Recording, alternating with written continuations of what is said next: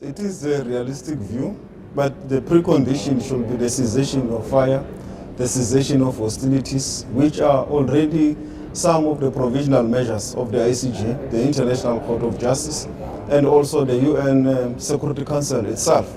So there is a need for more member states to put pressure, and I believe with most member states here now putting pressure on the state of Israel and obviously sending the message also to the US, there will be a movement. Is it realistic to expect the Security Council to act when there is such a long history, a long record of the United States being in opposition to any progress on the two-state solution file? Is it not better then to engage directly with the United States, given its unilateral position that undermines the consensus that the Security Council is here to represent? It is a statutory body of the UN that is created specifically to resolve conflicts.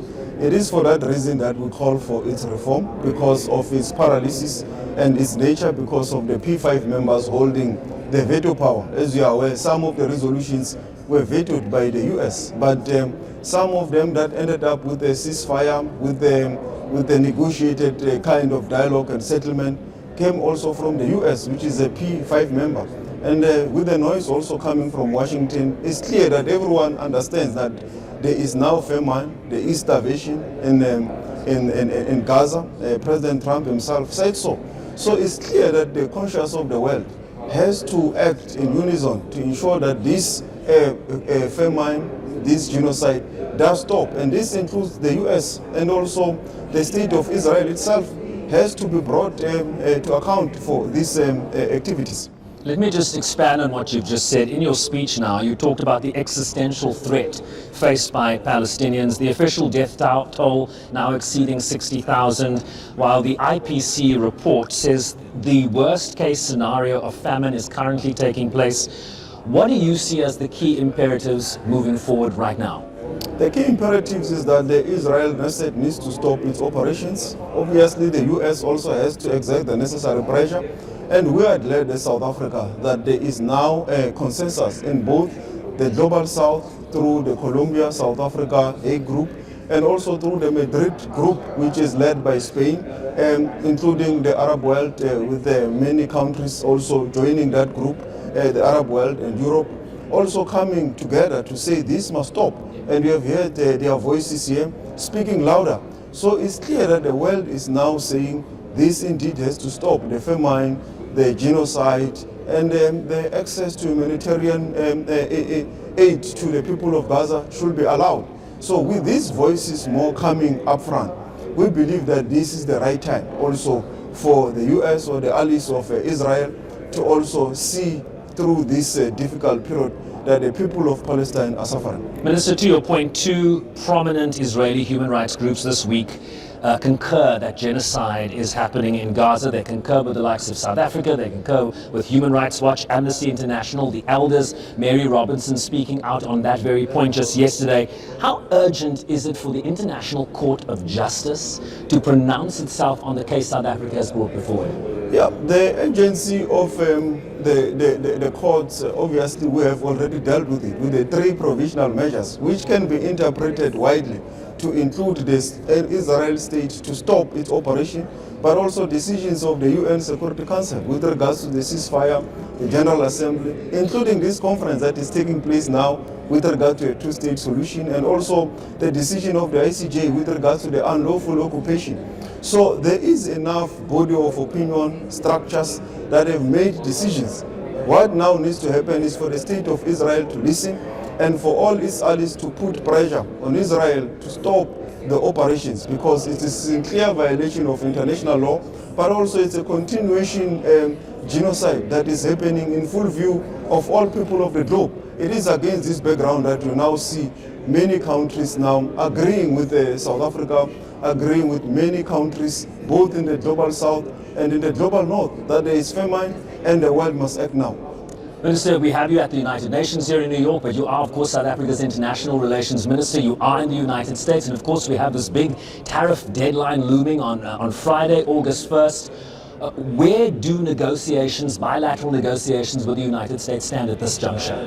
Yeah, as you will have been aware, there has been some non-disclosure agreements that has been signed with our Department of Trade and Industry. So there is ongoing engagements that is happening, and we want to give that a chance, and hopefully an agreement can be reached.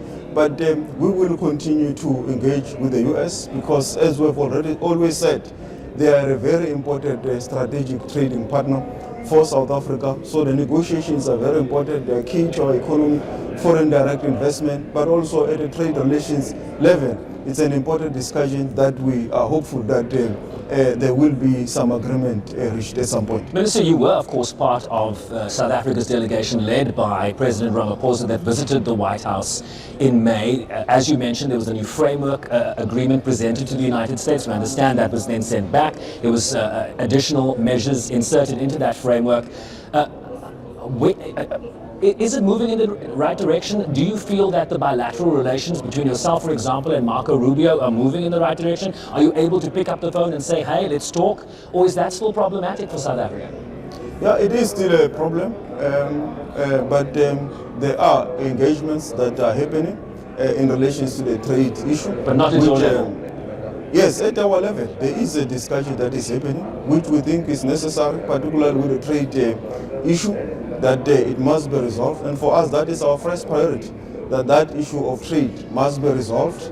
And when that is resolved, we believe it will open up a lot of things, because there is a lot of positives happening between the U.S. and South Africa, particularly at that trade level, in terms of investment, in terms of a mutual beneficial relationship. So if we can put all our emphasis on this positive side of it, I believe it will lead us to a conclusive, positive outcome. And obviously you have seen all the negative that sometimes come from Congress, which are not based on facts. And we have to clarify those as they arise.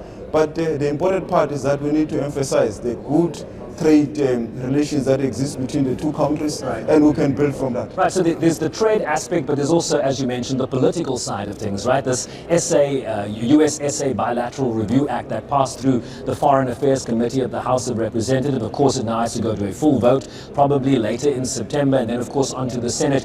Who is lobbying on behalf of South Africa? Is it you? We don't have an ambassador in Washington, D.C. The U.S. envoy hasn't been in the United States. Who is lobbying on behalf of South Africa in terms of that legislation? Yes, DERCO is at the center of coordinating all the lobbying strategies, and as you will be aware, there are senior people present in the South African mission in Washington, responsible for connecting the two. But not at the highest level, Minister, not at the highest level. Yes, is acting charge d'affaires. As you are aware, also the U.S. has a charge d'affaires in South Africa, so it is at the right level of engagement.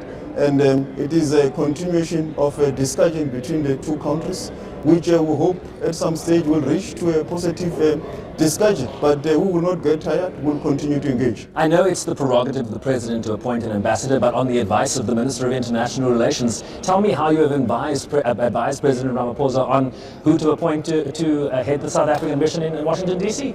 Yeah, tell me everything about that. Tell me everything, Minister. Indeed, it is an important consideration, but you should remember, Sherwin, that our ambassador was expelled. So we have now to ensure that we look at all the due processes and ensure that whoever that we send, it's someone that we can ensure that does help to reset the relations. So it is a consideration that it is being looked at, and it's at an advanced stage. Minister, good to see you, and as always, thanks for making time to speak with us here on SABC News. Minister Ronald Lamola, South Africa's Minister of International Relations and Cooperation, speaking to us here on the sidelines of the Two-State Solution Conference here at UN headquarters in New York.